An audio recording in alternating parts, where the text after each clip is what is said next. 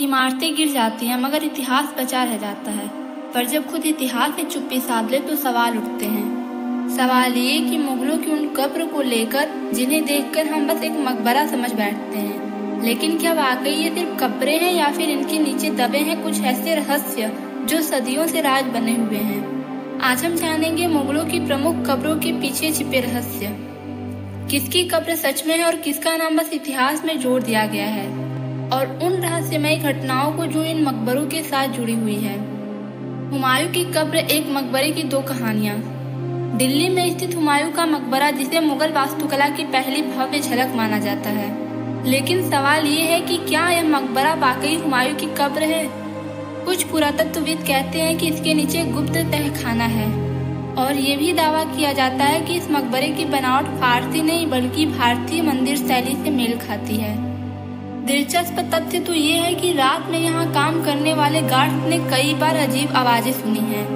1970 के दशक में एक खुदाई के दौरान अंदर एक बंद तहखाना मिला था, जिसे जल्द ही सील कर दिया गया। अकबर का मकबरा, खोया हुआ शरीर। आगरा के पास सिकंदरा में स्थित अकबर का मकबरा विशाल, भव्य और शांत है, लेकिन इतिहास के पन्नों में एक भयानक कहानी दर्ज है। 17वीं शताब्दी में जाटों के एक विद्रोह के दौरान इस मकबरे को लूटा गया। अकबर की हड्डियों को निकालकर जला दिया गया। तो सवाल ये उठता है कि जो आज हम देखते हैं वो किसकी कब्र है।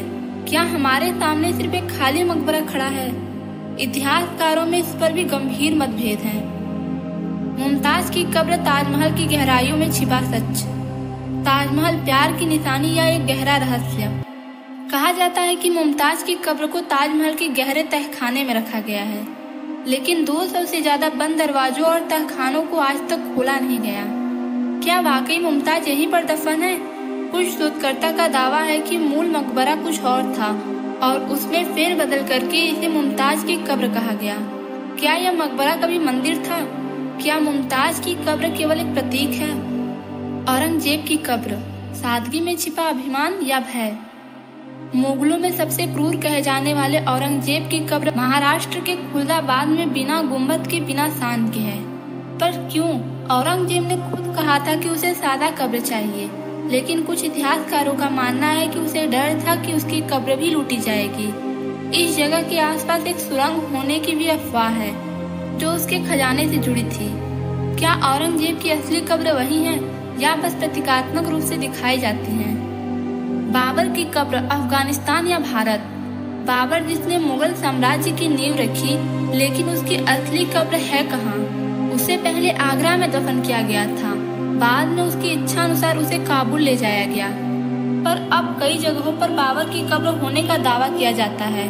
क्या वह काबुल में है या आगरा की पुरानी कब्रगाह में ही? इतिहास आज भी इस सवाल का जवाब नहीं दे पाया है।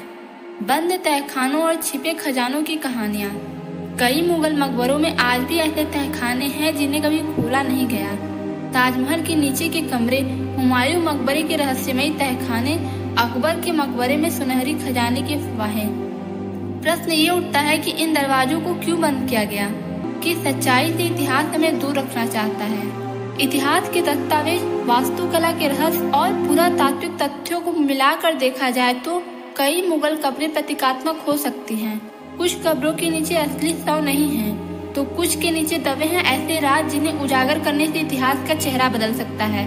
हम जिन कब्रों को देखकर श्रद्धा से सर झुका देते हैं, क्या वो वाकई किसी की अंतिम विश्राम स्थली है या फिर इतिहास की एक चुप्पी है जिसे हमने कभी तोड़ा ही नहीं? आपका क्या मानना है? क्या हमें इन मकबरों की सच्चाई जाननी चाहिए? क्या इतिहास को फिर से लिखा जाना चाहिए? कमेंट में अपने विचार जरूर बताइए। वीडियो को लाइक और चैनल को सब्सक्राइब करना मत भूलिए, क्योंकि हम लाते हैं आपके लिए इतिहास के छिपे पन्नों की असली कहानी।